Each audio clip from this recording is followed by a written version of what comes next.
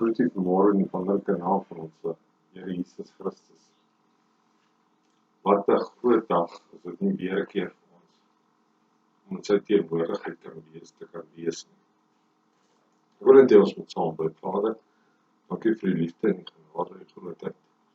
Dankie vir alles wat u vir ons doen, Here. Dankie vir die voëls wat daar buite is. Dankie vir die wonderlike reën wat ons kon ervaar het. Vader, gaan saam met ons in hierdie diens, Heilige Gees. Wees u die prediker vandag. Ons bid dit in Jesus se wonderlike naam. Amen.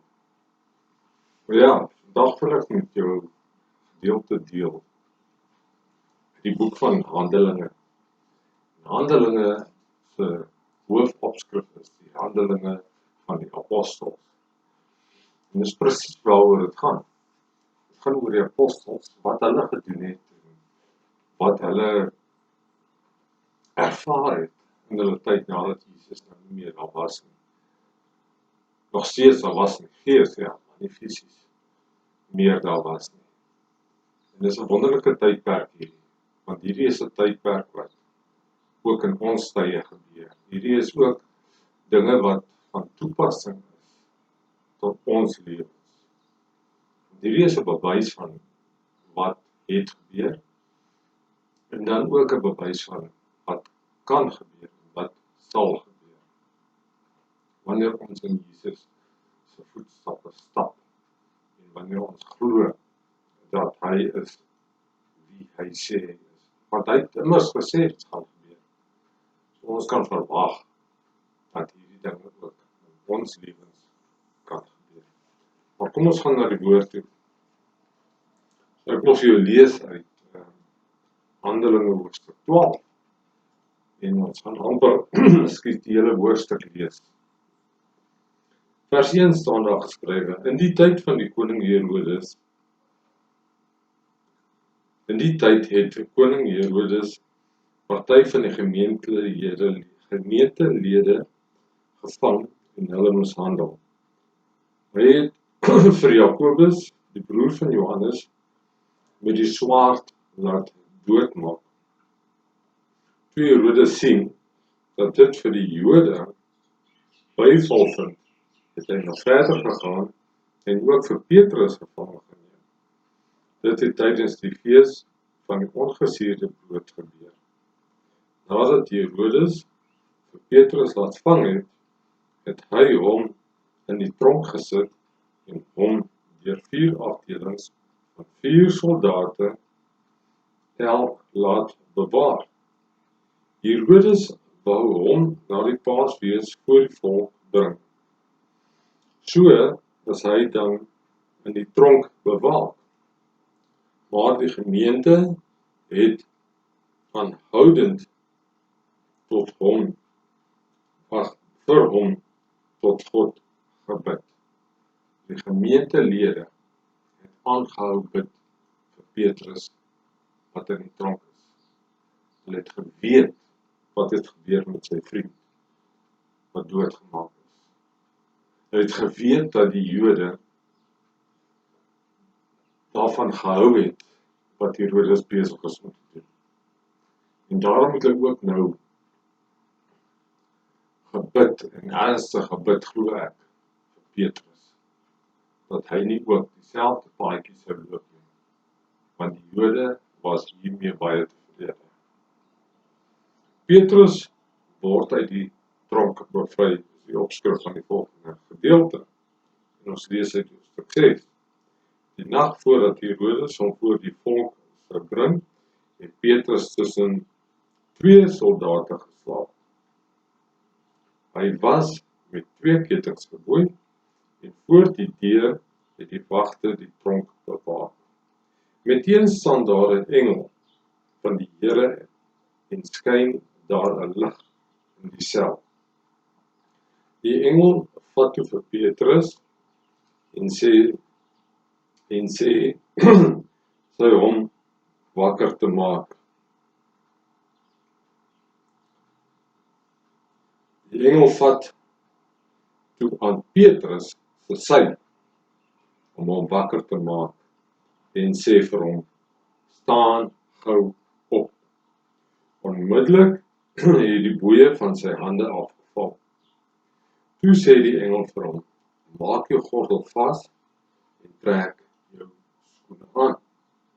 Petrus het dit gedoen en toe sê die engel vir hom, trek jou boekleed aan en kom saam met my.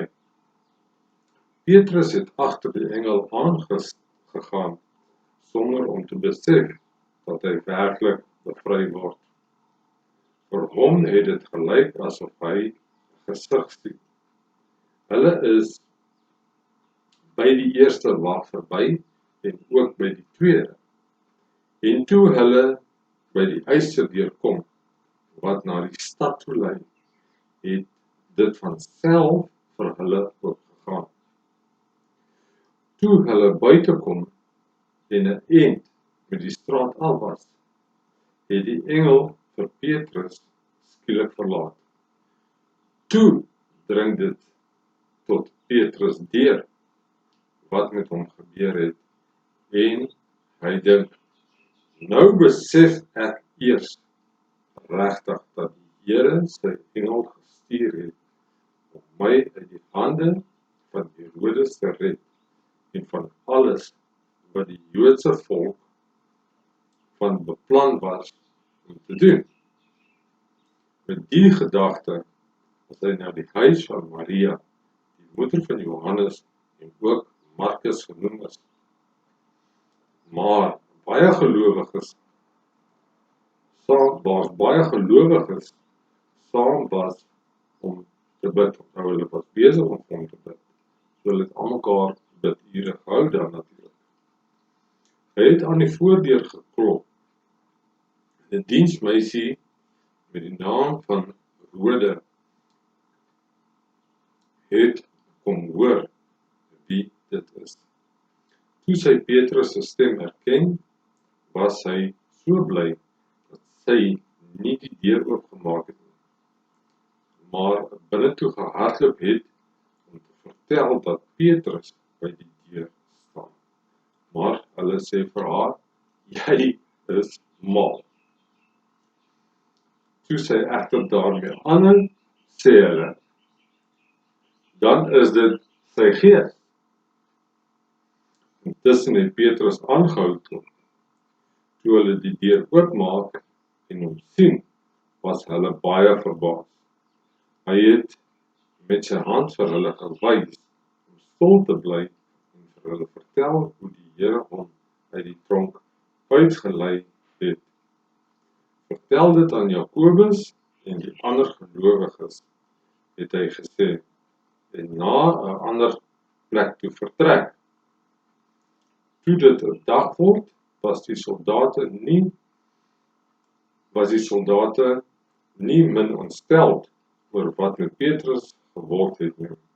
Herodes het hom laat soek en omdat hulle hom nie kon kry nie, het hy die wagte verhoor en bevel gegee dat hulle doodgemaak moet word. Hierna het Herodes van Judea af na Caesarea toe gegaan en 'n tyd lank daar gebly. En verder kan jy gaan lees in Handelinge 12, hoe Herodes, wat hy nie eer van God gegee het, vir wie hy was, en vir wat hy alles beteken het nie, het hy doodgegaan, en die wurms het hom opgeëet. Miskien sal die mense sê, sy verdiende loon, maar die Vader weet wat hy doen. So tot sover, dit is Handelinge hoofstuk 12. Ons sien baie dinge wat hier gebeur het, en wat miskien baie groot les kan wees vir ons. Die grootste les hierso is dat hier omgegee was vir mekaar. Dat die gemeente werklik waar vir Petrus omgegee het. En in Petrus is 'n situasie vir hom intersessie gedoen. En werklik vir hom gebid het dat die Here plan gaan maak met hom en dat die Here hom gaan red. En ek glo amper as ek hierdie storie lees, dan lees ek 'n gedeelte van ongeloof, van dieselfde mense wat vasgehou het en geglo het. Ek wil amper sê dit is soos iemand wat op 'n sterfbed lê en gelowiges sien dat hierdie persoon besig is om te sterf. En dan maar net sê, ons sal vir hom bid. Maar binnekant in hulle harte weet hulle dat hy besig is om te sterf. En dat dit amper onmoontlik is. Mense kan amper sê dat hulle met 'n halwe hart glo ek vir Petrus gebid het. 'n Halwe hart, Here, kan jy nie net iets doen nie, maar ons weet dit is onmoontlik, want kyk wat het gebeur al. 'n Halwe hart van ongeloof dat God nie sal doen wat hy sê nie. Want Jesus het hoeveel keer gesê, as julle vra, sal julle ontvang. As julle die dinge roepend nie daar is nie, sal dit daar wees. As julle glo en geloof het soos 'n mosterdsaad, dan sal dit gebeur. En die woord sê aan mekaar dat dit moet gebeur. Die woord vertel ons ook van liefde. Liefde vir mekaar, liefde vir die gemeente. En dat ons nie moet ophou glo nie, maar dat ons tot op die nommer 99.9 nie moed sal verloor oor ons omstandighede en ook om vir ander by te staan. En so het die gemeente ingestaan vir Petrus en so het hulle vir hom gebid. En hier sien ons selfs dat Petrus homself, nadat die engel aan hom verskyn het, en nadat hy uit die tronk uitgeloop het, en uit die tronkdeure uitgegaan het, waar die deure vir hom oopgegaan het, dat hy gedink het, hy was seker besig om te droom, want dit is wat ons hier sien. En alleenlik, toe hy buite die tronk is, en nadat die engel weggegaan het van hom, toe is dit asof daar skille van sy oë afval, en sien, maar kyk, dit is die waarheid. Dit is nie 'n droom gewees nie. Dit was die waarheid, en dit het werklik waar gebeur. So hierso sien ons hoe Vader sy beloftes nakom. Hoe sien ons dat Vader die geloof nou van ander besig was om te bou? Ek dink dat die gemeente, en nie net die gemeente nie, maar ook Petrus, verskriklik gebou was in hulle self en in hulle geloof met die Vader, nadat hierdie goed met hulle gebeur het.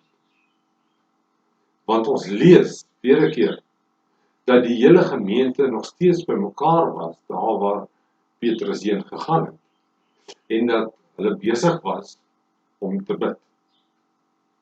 Nou as hulle besig was om te bid, was hulle sekerlik nog steeds besig om vir Petrus te bid. Daarom dan die half ongeloof dat hy aan die deur is, en dat dit nie hy is wat daar buite staan, maar dat die vrou mal is, wat gehoor het, dat dit hy is. En dat dit sy gees is. Seker gedink hy is klaar dood, daarom sê hulle, dit is seker sy gees wat hier aankom. Die ongeloof was daar gewees. God het die geroep van die mense gehoor. God het die geroep van die mindere gehoor. En God het dit wonderbaarlik gehoor en verhoor. En hy het geantwoord daarop. Die geloof van die engele, die geloof van die mindere word gehoor deur die Vader. Die gebed van die regverdige, sê die woord, dra groot krag. My broer en sussie, ons moet dit nie verloor nie. Ons moet nie verloor die punt dat ons nie moet ophou om te bid. Ons moet nie verloor die punt dat ons moet vir mekaar instaan en vir mekaar omgee en vir mekaar opbeer in die teenwoordigheid van die Vader.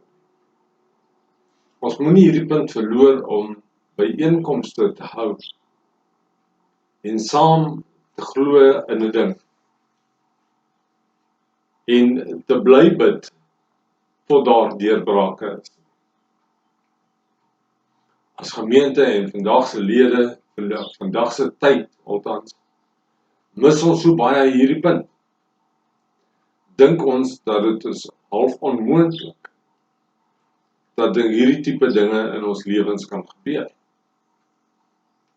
Bid ons oppervlakkig en wil ek amper sê ons geloof het oppervlakkig geraak deur te bid vir sekere dinge en dit gebeur nie.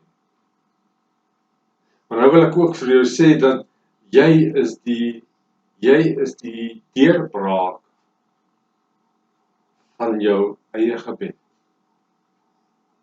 Jy is die oorsaak dat jou gebed geantwoord gaan word, al dan nie. Deur die geloof wat jy het in jou gebed. Wanneer ons geloof het, soos 'n mosterdsaad vir ons vir hierdie berg sê, staan op en gaan weg. Gaan plant jouself in die see. En die woord sê dit sal gebeur. Jesus sê dat ons moet doen wat hy gedoen het. Ons moet gaan en disippels gaan maak. En ons moet die hand op die dooies lê en ons sal gesond word en opstaan. En die duiwel sal uitgedryf wees. Want hy wat glo, vir hom sal dit so wees. Want hy wat glo dat Jesus Christus is wie hy sê hy is, hy sal die waarheid sien gebeur. Hy wat 'n vaste vertroue het in die dinge wat nie gesien kan word, maar dat dit wel daar is. Daai manifestasie sal in jou lewe gebeur.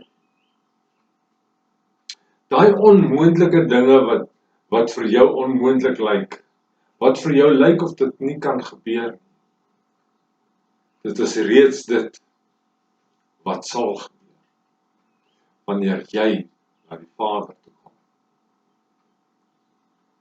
Dat jy verbaas sal staan oor wat die Vader in die hemel vir jou in hierdie dag wil doen.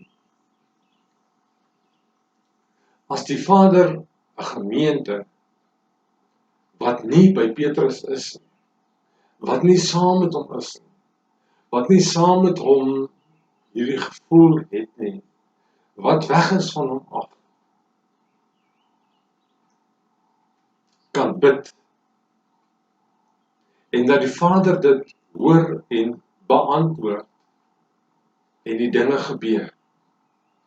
Hoeveel te meer sal die dinge nie vir jou gebeur, wanneer jy by jou geliefdes is, saam met hulle is, saam met die siekes is, en die hande op hulle lê, hoeveel te meer sal die Vader dit nie antwoord. Ons dink baie keer dat hierdie tipe goeders het net gebeur in die tyd van die apostels, in die tyd, want almal het geloof gehad, hulle het dan nou net, Jesus het nou net weggegaan, so die uitstorting was groot gewees, en hierdie mense was Godvreesende mense, omdat hulle Jesus gesien het.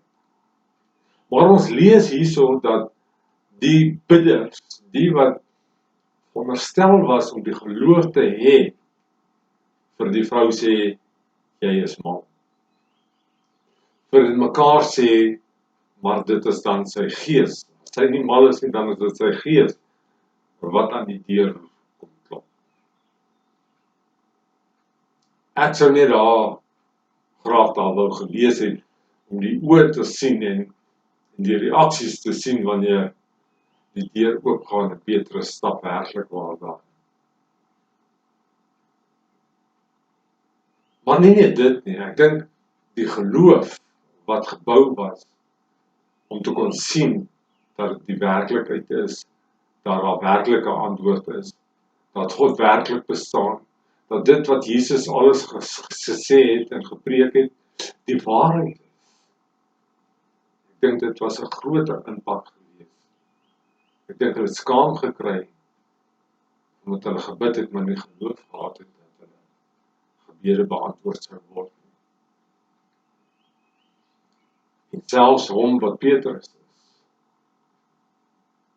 terwyl hy die engel sien, terwyl hy hierdie dinge ervaar, terwyl hy sien, maar hierdie is die waarheid, terwyl hy sien hoe die engel met hom praat, en hy kan met die engel praat, en hy kan self sien hoe die deure vir hom oopgaan, dat hy wat Petrus is, nog steeds gedink het, dat dit 'n droom was. Ons sien baie ongeloof in hierdie vers, in hierdie hoofstuk 12. Ons sien baie dat, amper wil ek sê, twyfel, dat daar wel 'n God is, en dat hulle maar net besig is om met kerk te speel, en dat dit amper maar net weer tradisie is waarmee hulle besig is, want almal bid dan, so kom ons bid ook dan maar. Ons kan sien dit gebeur nie, maar kom ons bid maar. Maar God het werklik hierdie gebed gehoor, omdat God 'n afspraak gehad het met hulle, wat hulle nie van geweet het. En so in vandag se lewens, waar hierdie wêreld amper mal raak, kan ons maar sê, hoeveel te meer sal God nie in hierdie tydperk vir ons dinge doen nie, sodat die wêreld kan begin wakker word, want die tyd hardloop uit, en dis nie meer lank voor die koms van die Here nie. En die Here sê in my laaste dae, weer eens, soos in die begin toe hy opgegaan het, sal ek my gees uitstort, sal julle wonders en tekens sien, sal julle vra en julle sal beantwoord word.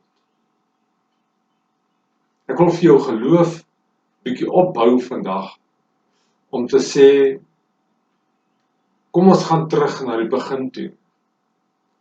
Kom ons gaan terug na vas dae toe. Kom ons gaan terug met ons knieë op die grond. Kom ons begin omgee vir mekaar. Kom ons wees sensitief oor die Heilige Gees, wat ons lei om sekere dinge te doen. Kom ons begin luister na wat die woord vir ons sê om te doen. Die woord sê, Jesus self het gesê, baie dinge sal alleenlik kom deur gebed en vaste. Baie dinge sal gebeur wanneer ons begin glo dat die Vader werklikheid is. Baie dinge in ons lewens sal begin verander wanneer ons glo dat hy is wie hy sê hy is, dat hy die Vader is, en ons sy kinders is,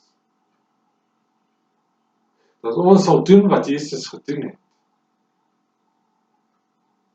omdat ons sy vriend is, en 'n medewerker is, en so ook soos die apostels gewerk het, soos die apostels dinge gedoen het, so is ons medewerkers van hulle. Amen.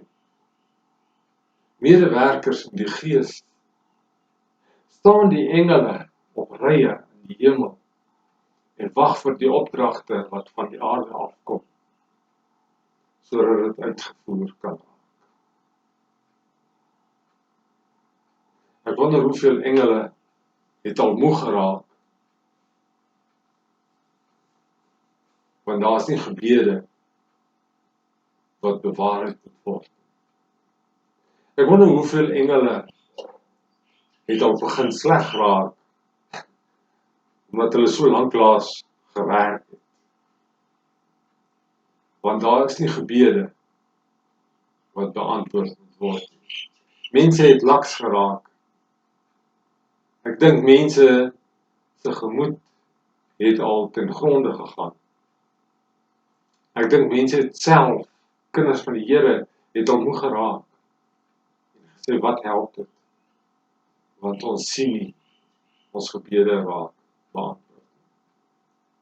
En ek wil amper sê, ek is seker dat dit is die situasie gewees met hierdie gemeentelede. Daarom dan die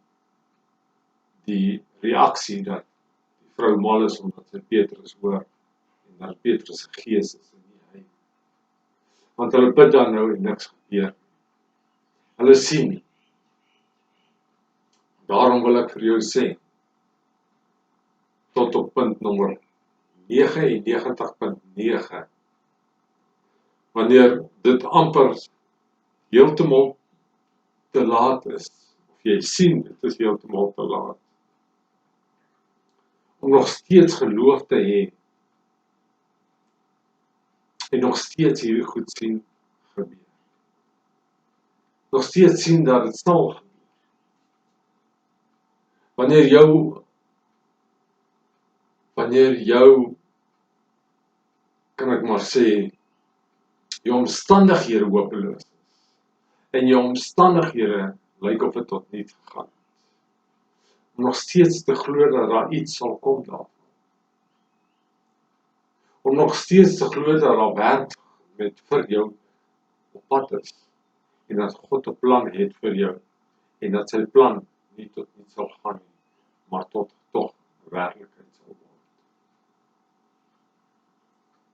Om te bly glo, die dinge wat jy nie sien nie, asof jy dit sien. Soos dat jy dit graag wil sien, so wil God ook hê, dit moet gebeur. Ek wil vir jou sê vandag, jy moenie moed opgee nie. Maak nie saak hoe lyk jou omstandighede. Maak nie saak hoe lyk jou situasie. Jy moet jou rus vind in God. Soos ons in die begin van die jaar se boodskap gestuur het. Vind jouself in God. Kry jou alles, jou denke, jou wese, jou doen en late, plaas dit in God se hand. I surrender all is die liedjie. Wel, surrender alles. Gee dit alles vir hom. Gee dit vir die Vader en sien hoe dat hy dit vir jou perfek maak. Moenie wag, maar reageer. Antwoord. Bid vir hom. Vertel hom van jou situasie. Vertel hom van ander. Moenie ophou bid. Tydig en ontydig. Maak nie saak waar jy is en waarmee jy besig is nie. Hou aan om te bid, dat die groot dinge vir jou sal gebeur. En moenie net bid en konsentreer op jouself nie, maar bid en konsentreer op die gemeente. Bid en konsentreer vir ander vir deurbrake in hulle lewe. Dan sal jou eie deurbrake ook begin gebeur. Amen. Dit is so saai en maai. Wanneer jy saai, kan jy verwag dat jy gaan maai. Dis 'n feit. Wanneer jy vir hulle gee wat nie het nie, om vir jou te kan teruggee. Dit is wanneer jy 'n skat in die hemel het. Tree dan in vir hierdie land van ons. Tree in vir die siekes. Besoek die siekes. Lê die hande op die dooies. Moenie huiwer om die woord van die Here te gaan verkondig daar buitekant. Maar staan op hierdie woord van die Here wat sê, dit sal gebeur, omdat hy is wie hy sê hy is. Amen. Wees dan bemoedig in hierdie tyd. Wees bemoedig vandag. Moenie ophou om te bid nie. Moenie ophou om te hoop nie, moenie ophou om te glo. Al is die wêreld negatief, al word daar negatief gepraat rondom jou, moenie jy opgee, maar hou jy vas aan die positiewe, want daar is die deurbraak. Die deurbraak lê nie in jou nie, maar die deurbraak lê daarin om te doen wat die woord sê. Die deurbraak lê daarin om te glo.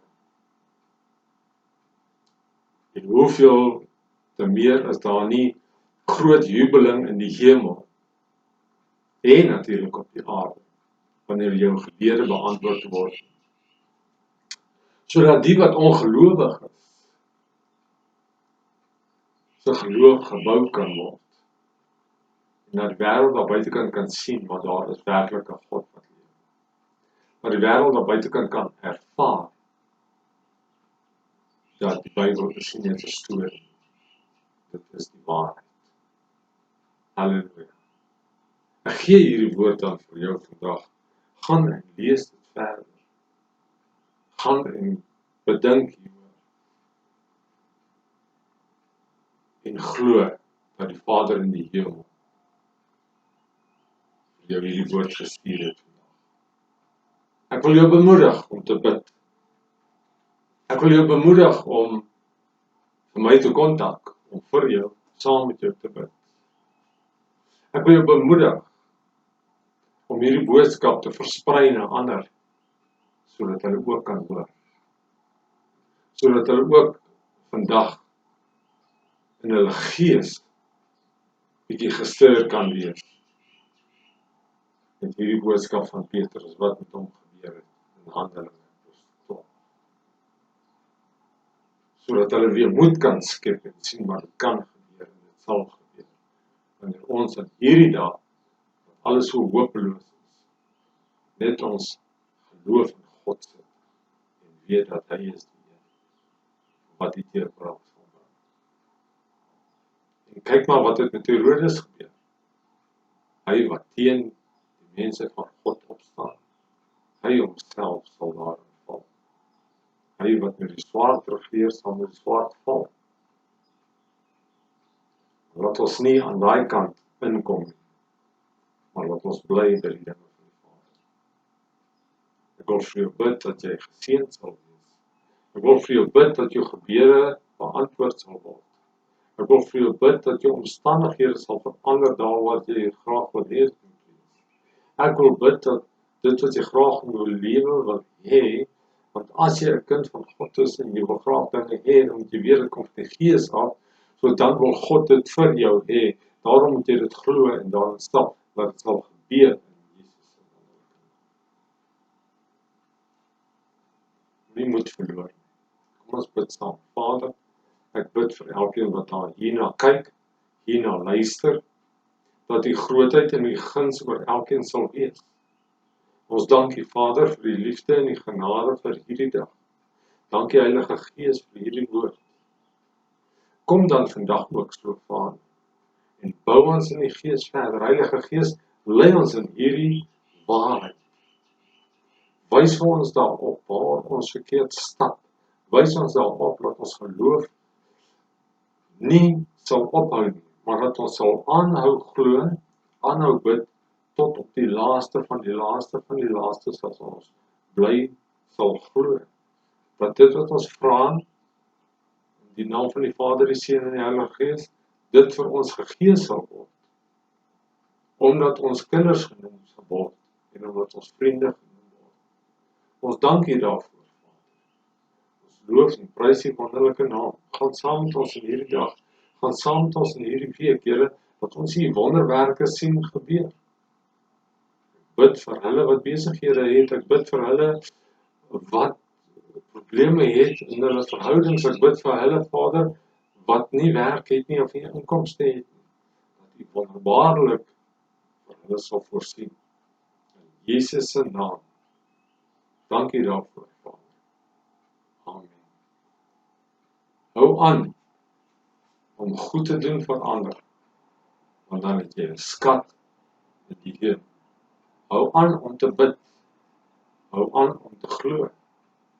Die dinge wat jy nie sien, dan sal dit begin gebeur. In Jesus se naam, gaan in vrede.